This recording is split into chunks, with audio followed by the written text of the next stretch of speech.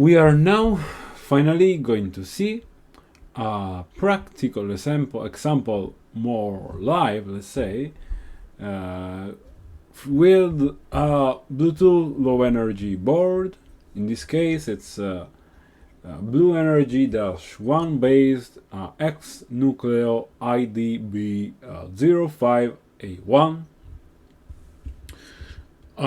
You can find, if you, of course, this example, the workflow will be actually compatible more or less with a Blue Energy -2 board, and yeah, and actually another like core concept of this small exercise is to use the libraries that you have already available inside the Cube IDE software. In fact, it is, as I said eventually before, it is super important to know the hardware, and this, if somebody knew it for yourself, actually, if somebody knew it already and made some nice libraries that somebody guarantees you that work, it is a very good idea to try and use it, at least. So let us begin immediately. I want to do this more live, I will say interactive, but of course this is in a video format, so maybe it's not as interactive, but more friendly, I guess. I'm less prepared, so what will happen, we will see. Of course, I kinda prepared before, so it will work, but yeah. Okay, let us create a new STM32 project, and basically let us repeat the steps we saw in the first exercise again. So we will initialize the Finder, and then after the interface is loaded, eventually we can go in the board selector and choose the Nucleo or anything, or either way the board you have. In this case, in my case, it's a Nucleo L476RG, this one. And since I have it starred already, it's in my favorites, I can just click here and select it very fast. For the name, I am calling this one, for example, I don't know, Bluetooth example 1. Finish. We are going to initialize the peripherals in the default mode. Yes. Let's wait until it finishes loading. In this case, we will implement the libraries here to create a beacon sample application. In this case, so that is, I'm doing this because it is, first of all, it is relatively easy to do, relatively, of course. And most importantly, you only need one board, and you can use your smartphone eventually for reading the beacon data directly and see if it is working. So that's it. So let us search for our library. So we have to go into software packs. Let's see if it's under select components. Ideally, yeah. Ideally, here you will find all the libraries for the Bluetooth, 1, 2, some display, some, I don't know, there is some mem board that you can use here. and it is of course, there you have a lot of libraries for a lot of MEMS from STM for the ST microelectronics. Finally, I would want the Bluetooth one. You can, if you have this interface working correctly, you can just click install through here. For those who don't, there is another way.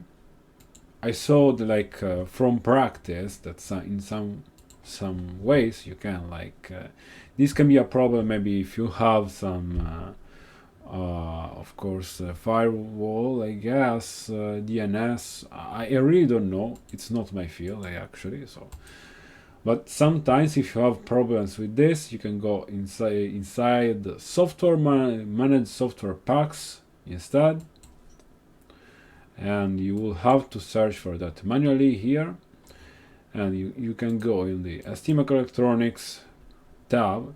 You can also see that there are also other tabs here for other software packs like embed OS and this and this and this, whatever.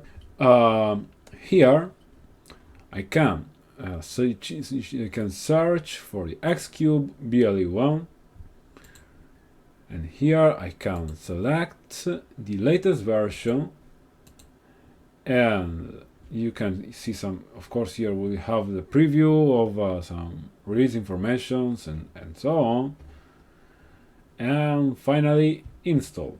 I can install it, it will download the library, it will ask me whether or not I want to accept the license. Yeah, ideally I want to, otherwise it will not let me use it. Okay, now that it is all downloaded, I can close this window and go back to select components. You can see that here it is downloaded with version 6.2.2.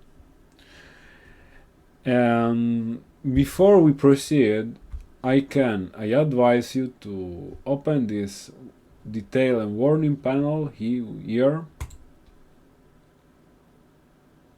Okay, I cannot, okay, whatever. Maybe like this, okay.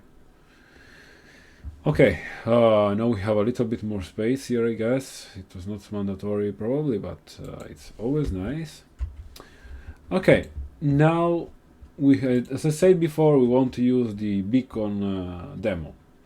So you have to go on the wireless, first of all, in the wireless section, Blue Energy MS, and we have to enable these portions, and we'll have then on the device tab, we have to select the demo, which will be beacon, of course. Okay, this is intuitive, and if you click just this, it should be relatively intuitive at least. If you click on the warning sign here, it will tell you what it needs. It needs component Blue Energy MS controller, etc., etc. But let's imagine we did not see this in this moment, because instead I want to guide you on the documentation PDF document that you find here. All right. In fact, here, as soon as you go inside this any subsection here, you find that here on documents there is a documentation getting started .pdf.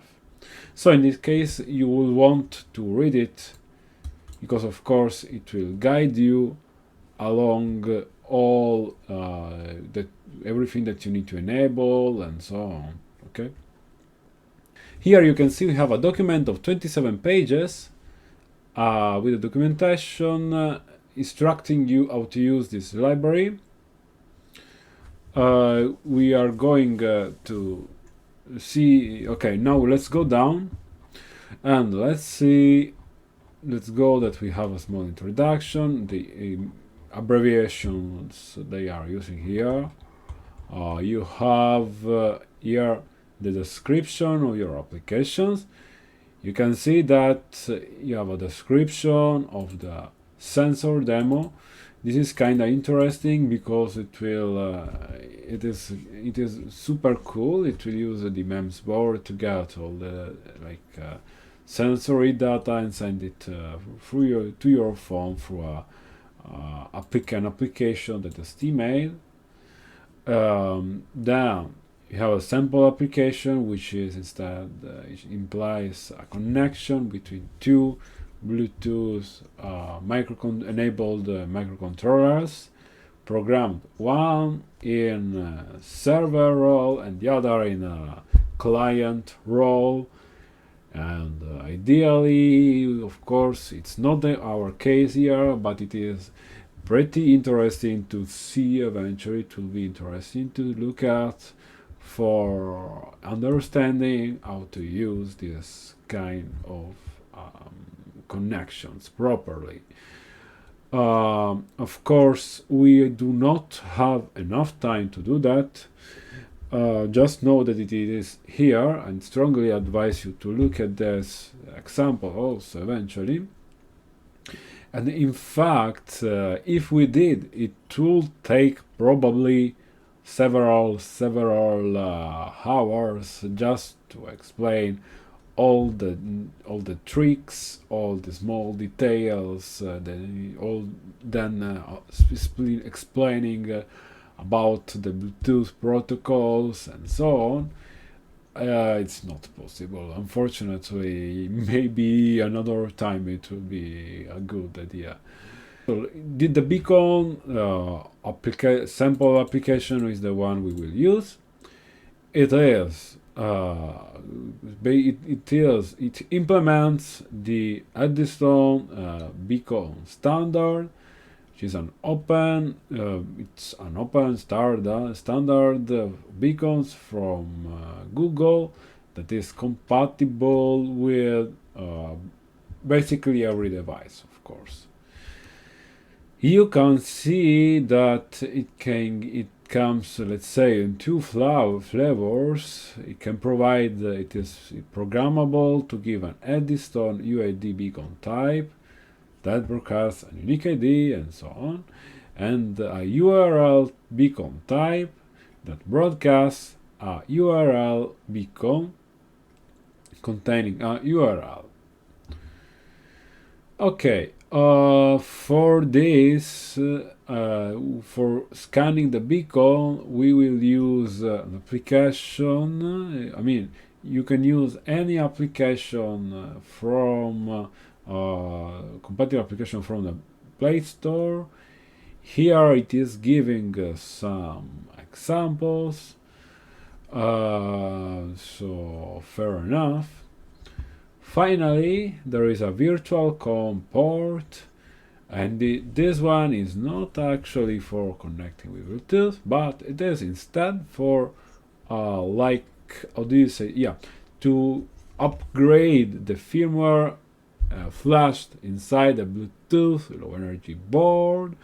And in fact, as a matter of fact, it will usually if you don't do it properly, it can break your microcontroller, your Bluetooth board. So you have to be super cautious with this one. I will not show you this one for two reasons, because I only the first reason is I only have one board with me, so I don't want to break it again, and again, it's mostly a matter of time. So if you are willing to pay me a lot of money, then we can discuss about it for sure. It will be my pleasure eventually, not now. Okay. If we go down, eventually we will find a small guide on how to set up the software packs, etc. On these images, you can see a little bit of the basically an example for a sensor demo of how they set up all the other parts of the library. Eventually, this is actually a small spoiler, because it is basically what we will set up, but in order to properly see that, we want to go down again. Then, if you go down even more, you can see that, sorry, I'm going up, of course, because, yeah, without sample applications, it's not the case. Yeah, it was here. Use of the stuff. We want to go on the section use of the expansion software with sample applications, and we need to check that. So we need to check what we need to enable here in the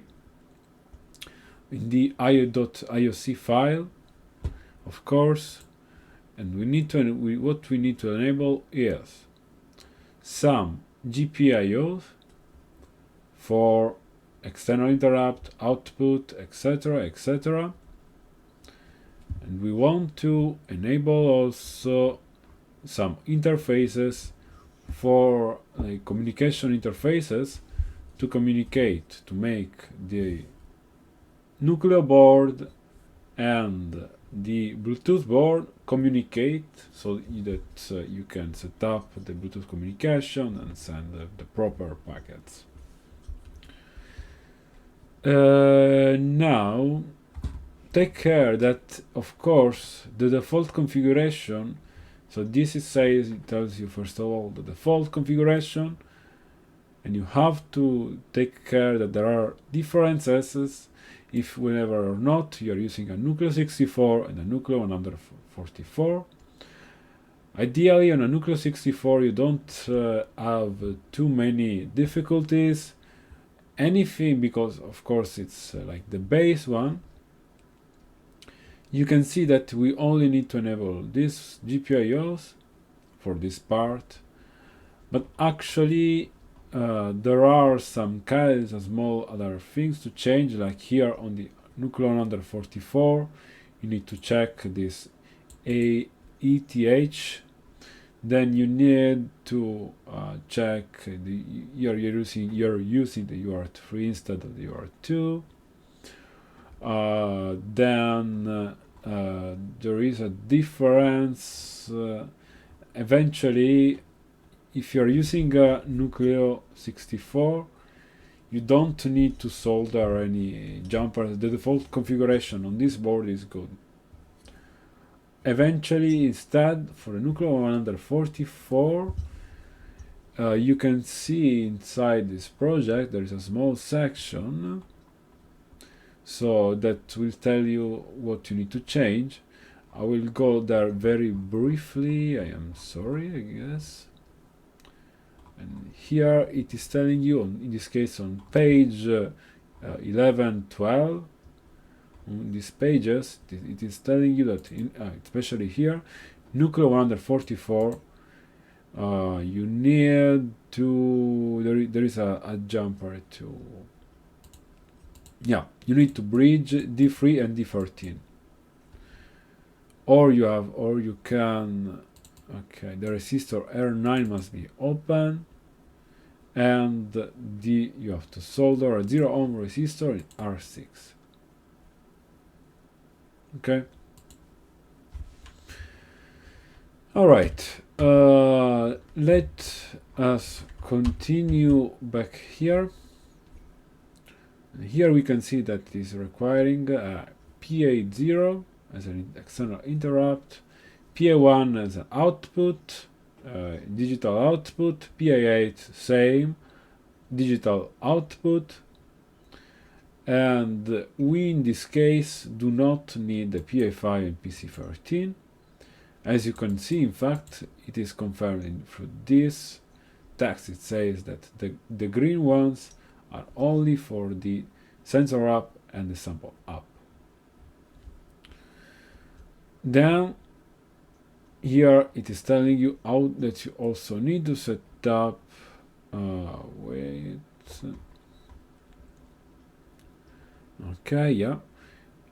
we need to set up also an SPI, which is written here on page 16 instead. Also you have a description of how to set up the SPI.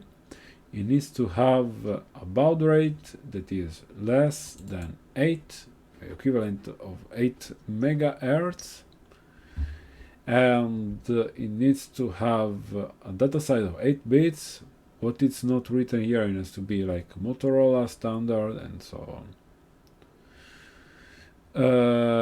Yeah, sorry, this is a bit jumpy, but let us enable the peripherals. Instead of switching between the PDF and the CubeIDE, I am just providing, I'm just putting them side by side. Usually it is a good enough idea to do that. Okay, we want to enable PA0 as external interrupt 0. We want to have PA1 as an output. And we want to have PA8 as an output. And of course, you need to find it eventually. It's here. If you want, there are some labels you could put. Okay, here it's not saying that. Yeah, whatever. Okay. Then we need to enable on the connectivity, the SPI. We want an SPI 1, and it should tell you somewhere that we need to, in order to enable the SPI, we need to disable the PB3, I think, on the Nucleus 64. Yeah. From the pinout view, if the PB3 is already assigned, reset it, because otherwise you see that the SPI cannot work. It just requires the PB3 pin. So reset state, and now we can enable it in full duplex master. And we need to set up the speed so that it is less than 8 megabits. So I think if we put just we can just do it very fast. We can just change the prescaler and keep the clocks that are there by default. Of course, you can play with the clocks to achieve better clock configuration eventually. That's it, more or less. We want the data size to be 8 bits, and the most significant byte comes first. Motorola 16, yeah, I put this, it's okay. One edge, disable, and NSS software. Okay. I think we also want the SPI to be in the interrupt. I guess it should be written around here. It should be. I guess it's not. I think. Okay, if I read correctly, the SPI should not actually, it's not required for the SPI to be able to give interrupts, but I am enabling it either way. I think it doesn't hurt in this case. It's just I want this to work 100%. Maybe eventually I can check. I can check. I will check, and I will give you the information if it is required or not. Or I can actually try live, which is also a good idea, I think. Okay. Then we need to be sure that the interrupt from the PA0 is actually on. So yes, it is. Let's check what else should we need. SPI, I know it was not enabled, of course. Okay, now it is. And I think there is no more. Let me triple check. Of course, it is always a good idea to check all the time. So XTI line PS0 is okay. Master. Okay. System view baud rate. Okay, yeah. It is not saying that the SPI should be on interrupt. So in this case, I'll do like this. I am disabling it. And eventually, if it doesn't work, we know where to look. Okay, now that we have set up all the hardware, we can just go down here on the software pack section, and we can enable finally the hardware for our application. So we need to check the wireless Blue Energy MS and the device application. On the platform settings, we know that the external interrupt line is the PH0.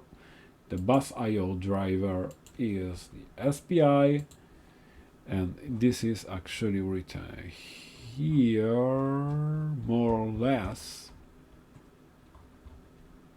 Yes. The chip select line is the PA1. Of course, if you're if you have a Nucleo 144, this will be your reference. Your reset line is the PA8.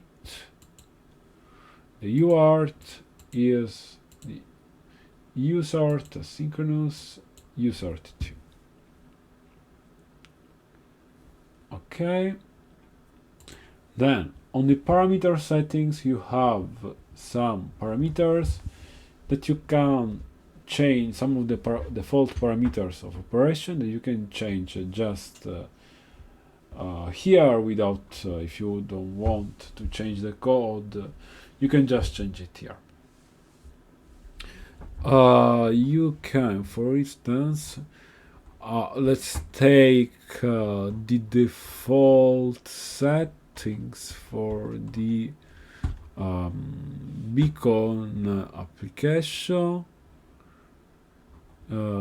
So wait.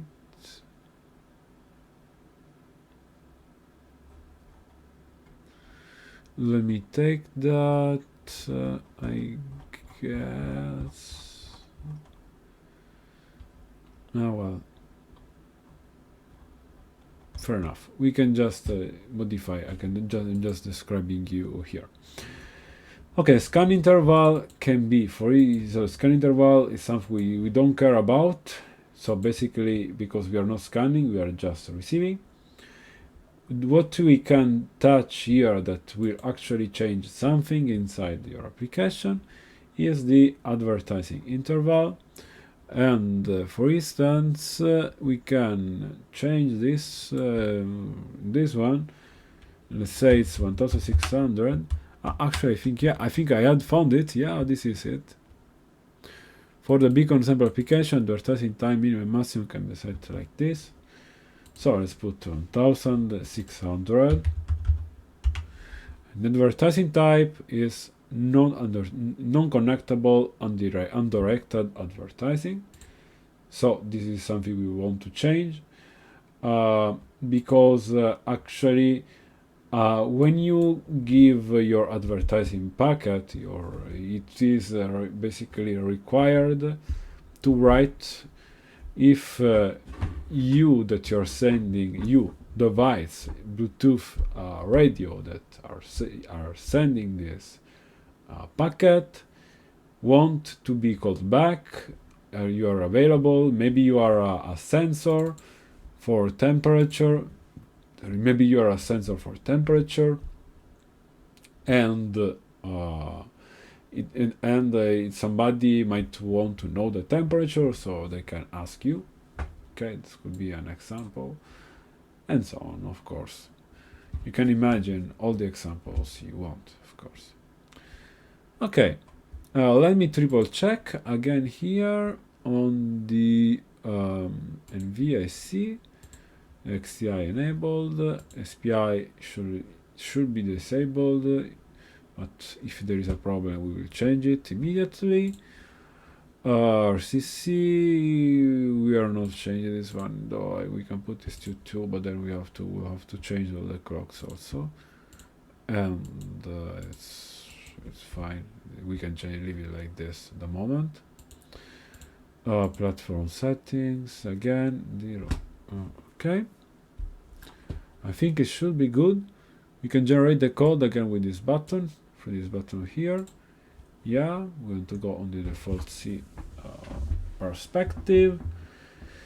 Now it will load the code, and finally we can see what it is doing.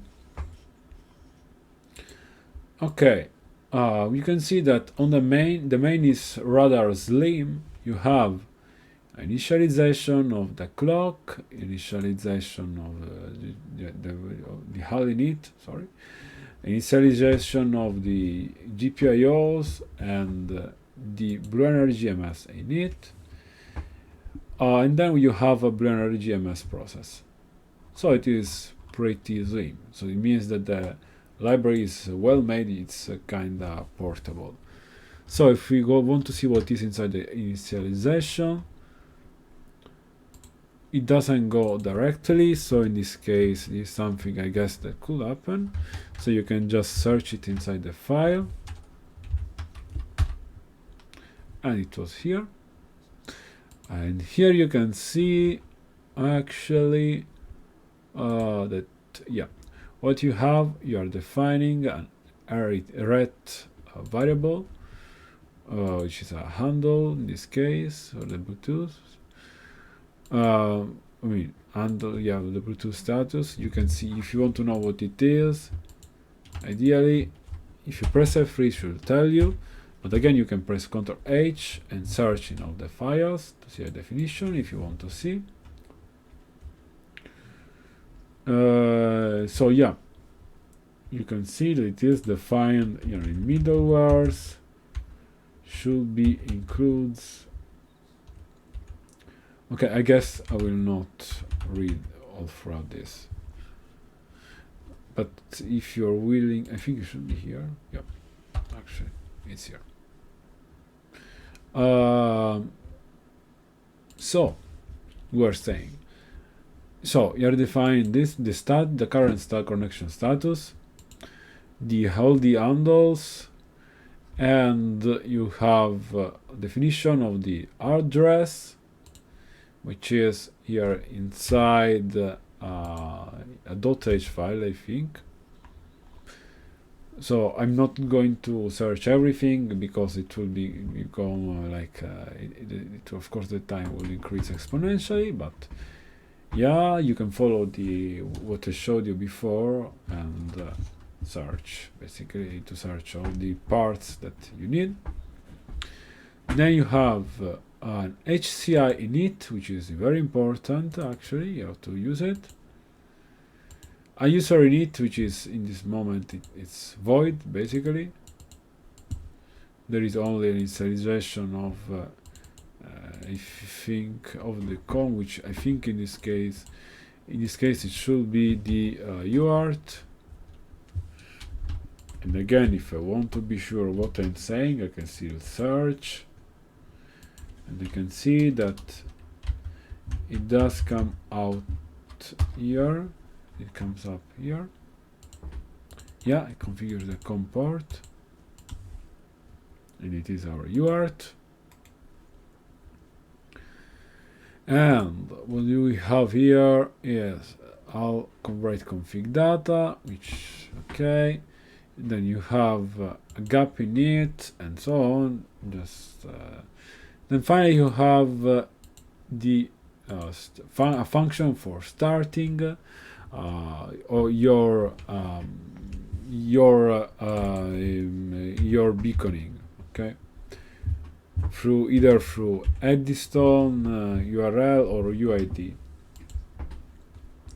And if you want to read about that, they are inside the Eddystone beacon.c, and there should be another one inside RGMS app. Yeah, sensor service. Let's see. I think we should not have a sensor service actually, because we are not using that. Let me double check here if everything is okay. Maybe I should use. Yeah, it is always a good idea to check, double and triple check everything, so you don't have errors eventually. Here you have your definition either way, and yeah, you can read it. You have to. It is a good idea to read it actually. And in the init, you will find okay, set discoverable. You can see, and so on. Delete advertising type, set the packet, and so on. This is relatively complex, and it is a very good idea to take a look at this by yourself. But one advice I will give you is that, again, you might have problems trying to go inside these functions. For that, you can always use Ctrl-H, file search, and see the definition.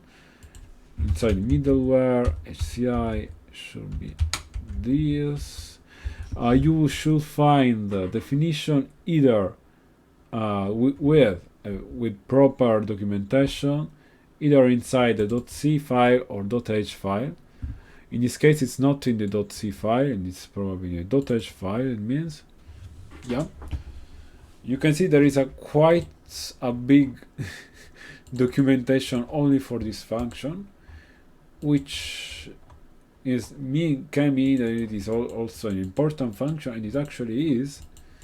So strong advice: read it, otherwise you will have problems. Okay. But either way, I think we can take a look at only another thing. You should have around here in the core.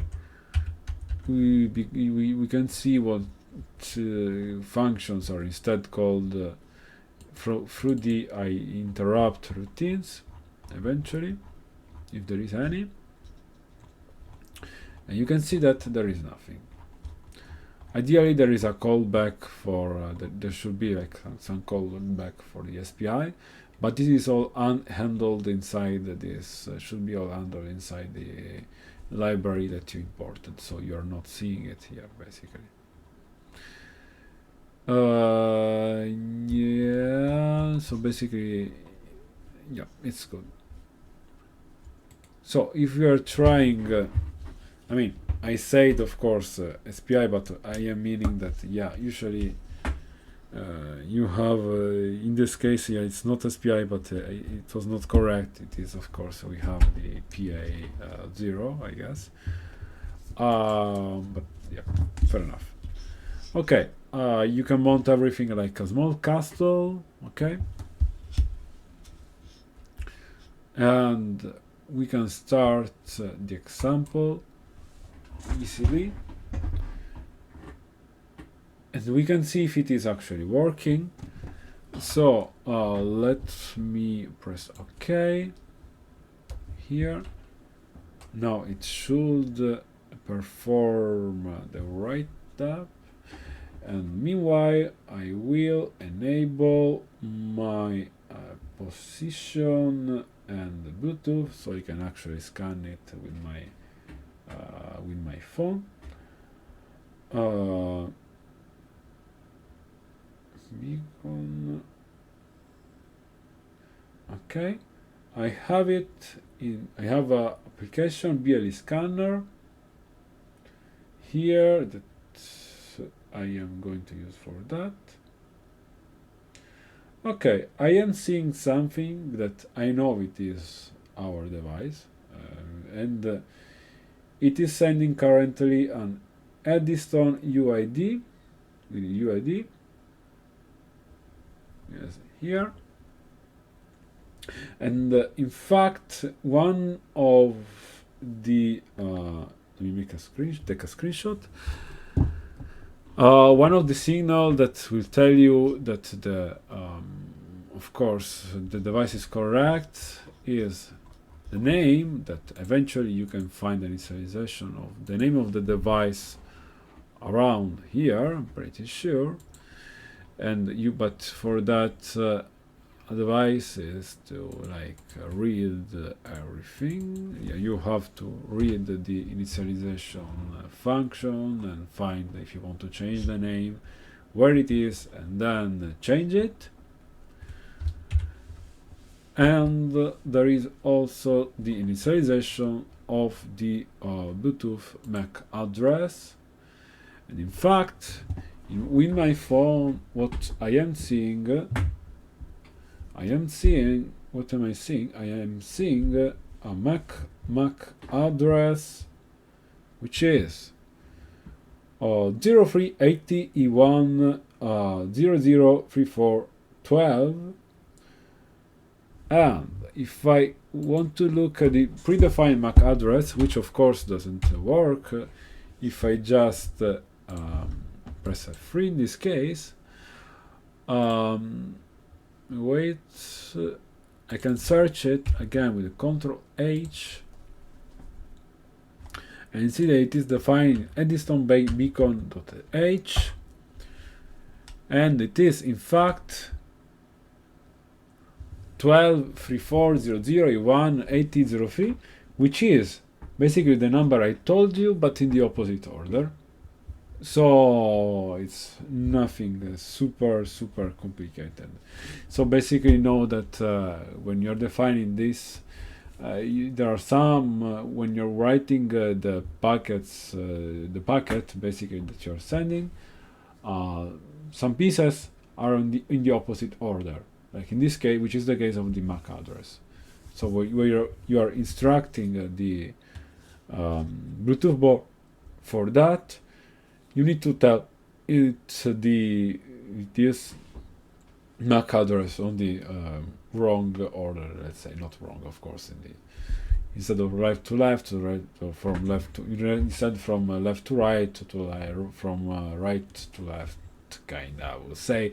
But yeah. Okay, that's it. It is working.